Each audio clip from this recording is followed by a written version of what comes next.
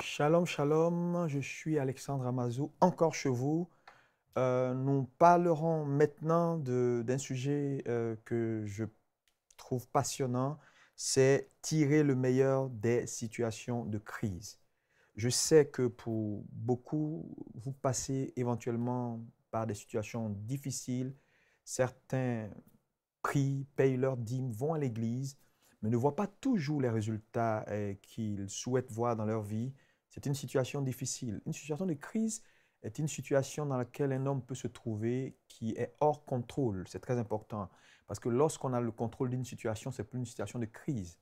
Mais le problème avec la plupart des chrétiens, c'est que c'est la perspective qu'on a de la crise qui crée les problèmes. Donc, comment avoir une bonne perspective de la situation de crise afin d'en tirer le meilleur? C'est très, très important.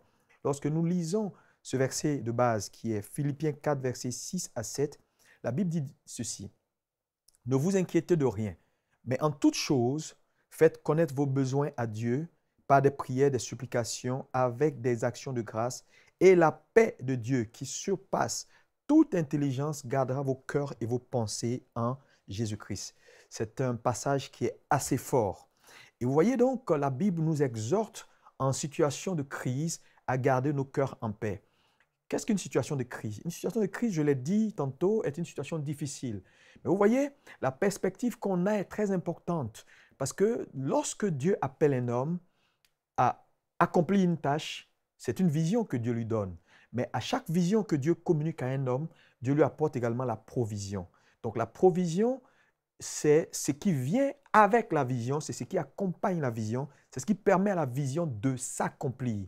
Donc pour chaque vision, il y a une provision. C'est pourquoi il y a le mot pro qui veut dire avant, qui vient avant, qui accompagne la vision.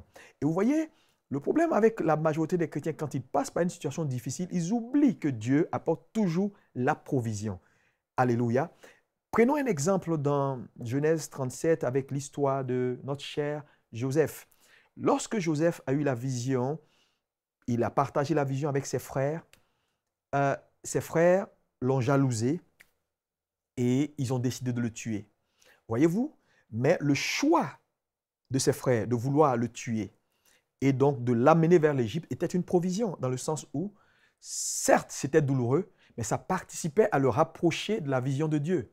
Donc, le premier point ici que je voulais souligner, c'est que les crises sont également des provisions, des choses que Dieu peut permettre pour participer à accomplir dans notre vie, dans le temps, ce qu'il nous a promis. Par exemple, quand vous voyez la vie de Joseph, vous allez voir que la première provision, ses frères l'ont attrapé, ses frères l'ont vendu. Mais vous me direz, mais c'est une situation difficile. Oui, mais cette situation a participé à l'aider. Je vous ai dit tout à l'heure que la provision, c'est tout ce qui accompagne la vision, c'est tout ce qui aide la vision à s'accomplir. Vous comprenez?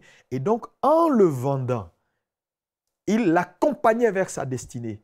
Donc, lorsque souvent nous passons par des situations difficiles, Dieu utilise ces situations-là pour que ces situations participent à notre évolution et à notre marche vers notre destinée.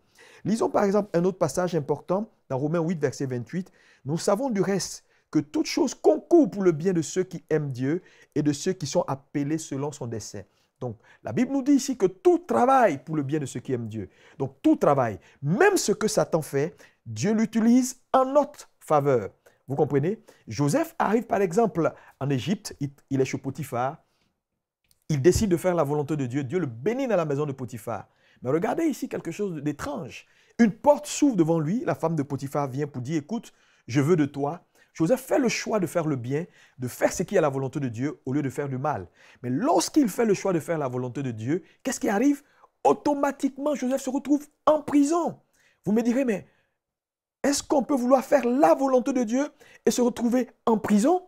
Joseph n'a pas péché, mais il s'est retrouvé en prison. C'était une situation de crise. Mais vous me direz, non, il a péché, il n'a pas péché. Mais il devait rencontrer quelqu'un en prison qu'on appelait les chansons.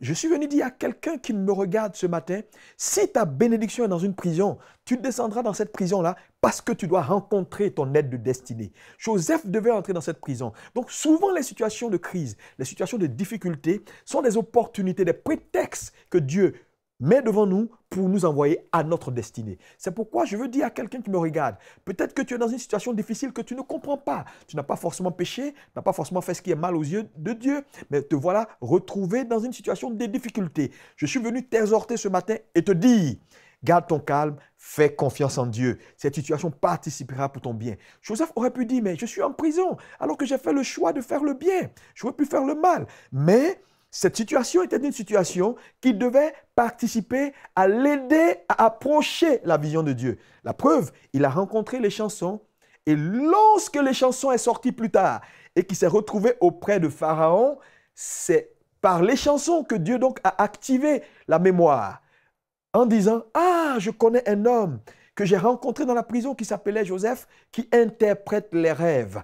Je suis venu te dire, garde ton courage, continue à faire ce qui est droit, continue à faire ce qui est bien. La situation peut être difficile, mais garde ton courage, car les situations de crise sont des prétextes que Dieu utilise pour te booster vers ta destinée. Et je déclare sur ta vie, maintenant même où tu es, que l'Éternel t'envoie vers ta destinée au nom de Jésus. Il faut que tu dises Amen très fort parce que cette parole est prophétique. Dis un bon Amen parce que tu es sur le point de changer de niveau.